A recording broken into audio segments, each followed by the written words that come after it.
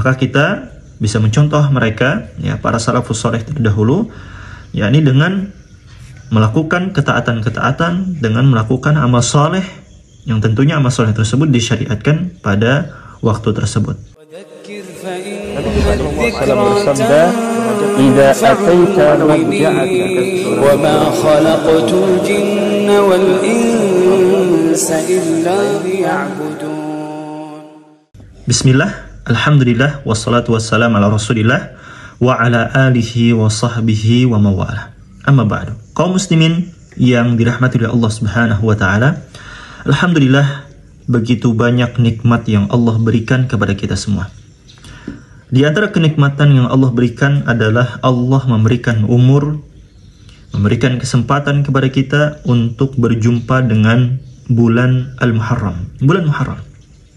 Yang mana bulan Muharram ini termasuk waktu yang mulia, termasuk bulan yang agung. Sebagaimana para salafus saleh mereka mengagungkan bulan Al-Muharram.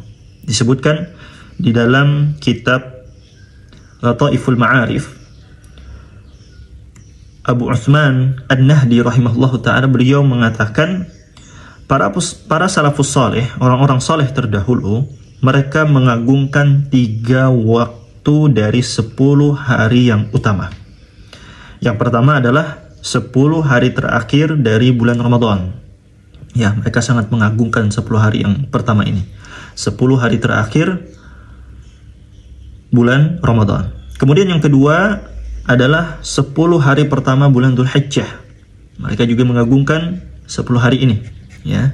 10 hari pertama di bulan Dzulhijjah. Kemudian yang ketiga adalah 10 hari pertama bulan Muharram. Mereka juga mengagungkan waktu tersebut.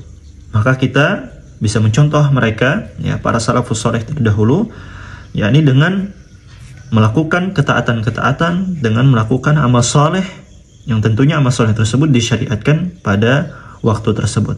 Nah, di bulan Muharram ini kita dianjurkan untuk melakukan amalan-amalan.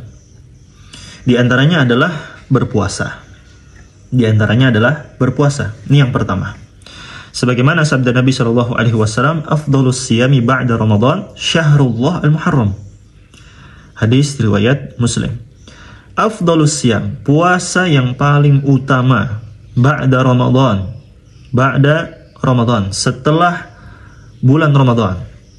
Ya, puasa yang paling utama, puasa yang paling afdal setelah bulan Ramadan itu adalah Syahrullah Al-Muharram, puasa di bulannya Allah, yakni di bulan haram. Ini hadisnya jelas, ya, menunjukkan kepada kita bahwa puasa sunnah yang paling afdal, yang paling utama setelah Ramadan adalah puasa bulan Muharram. Dan tentunya yang dimaksud dengan puasa di sini adalah puasa secara mutlak. Ya, puasa secara mutlak, dan utamanya ketika hari Asyura, dan nanti insya Allah kita akan sebutkan keutamaan puasa di hari Asyura di pertemuan yang lain. Ya, jadi yang lebih utamanya atau puncaknya itu ada pada Asyura, pada 10 Muharram. Maka jangan sampai lewatkan, ya, catat, kalau bisa pasang alarm, ya. Kita kasih alarm biar kita selalu ingat bahwa 10 Al-Muharram ada puasa Asyura. Jangan sampai dilewatkan. Baik. Dan perlu diingat di sini bahwa tentunya kita tidak boleh berpuasa sebulanan penuh, karena ini menyelisihi syariat. Nabi Shallallahu Alaihi Wasallam tidak pernah berpuasa sebulanan penuh kecuali di bulan Ramadan saja. Jadi amalan yang utama yang bisa kita lakukan adalah kita memperbanyak di bulan Muharram ini berpuasa, ya, dan puncaknya ada pada puasa Asyura, yakni 10 Al-Muharram.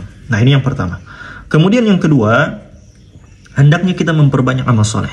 Apapun kebaikan, ketaatan, ibadah yang bisa kita lakukan, maka lakukanlah pada bulan Muharram ini. Karena bulan Muharram ini termasuk Ashharul Hurum, ya, bulan-bulan yang mulia, bulan-bulan yang agung, yang Allah Subhanahu wa Ta'ala menyebutkan di dalam Quran surah At-Taubah, inna iddatasy syuhuri 'indallah 10 syahran fi kitabillah yauma khalaqas samawati wal ard minha arba'atun hurum. Sesungguhnya bilangan bulan di sisi Allah Subhanahu wa taala itu ada 12 bulan. Ya, di dalam ketetapan Allah Subhanahu wa taala pada hari di mana Allah menciptakan langit dan bumi, minha arba'atun hurum, di antaranya adalah 4 waktu hurum.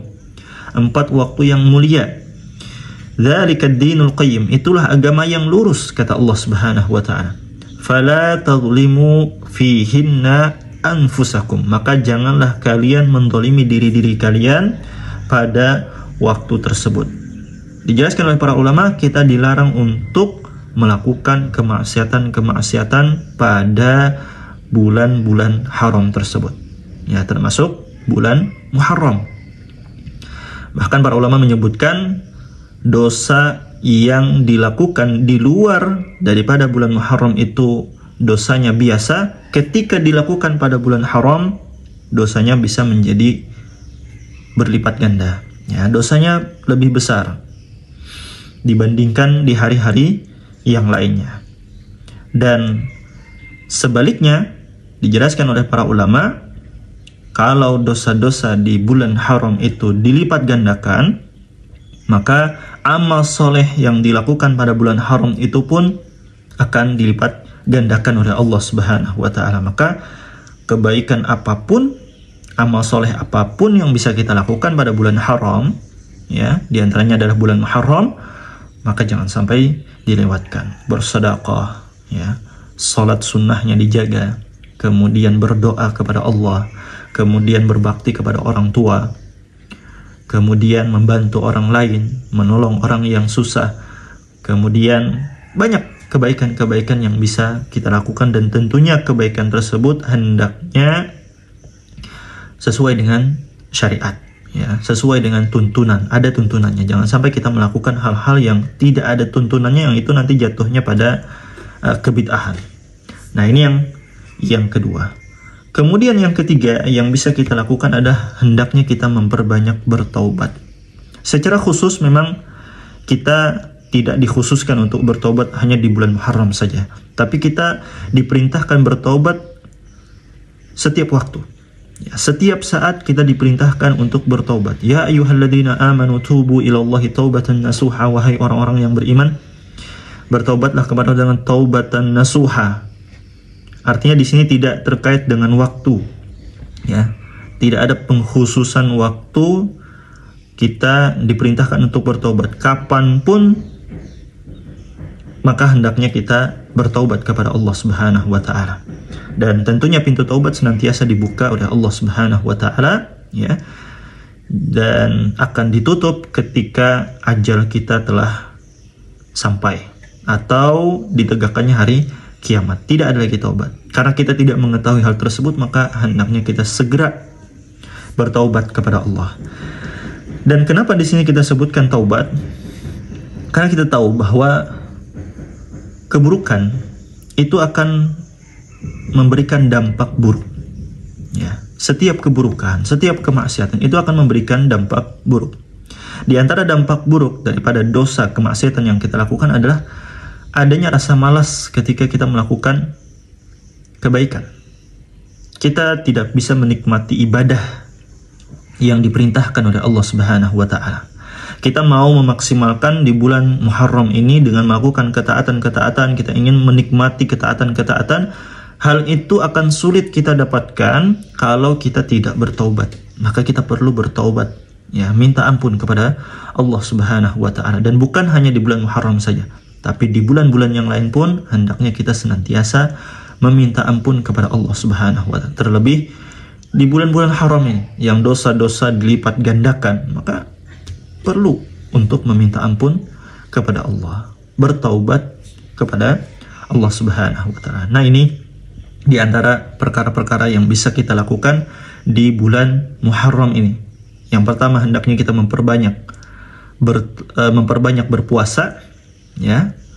Tapi jangan kita berpuasa sebulan penuh, karena Nabi tidak pernah melakukan itu, kecuali hanya di bulan Ramadan saja.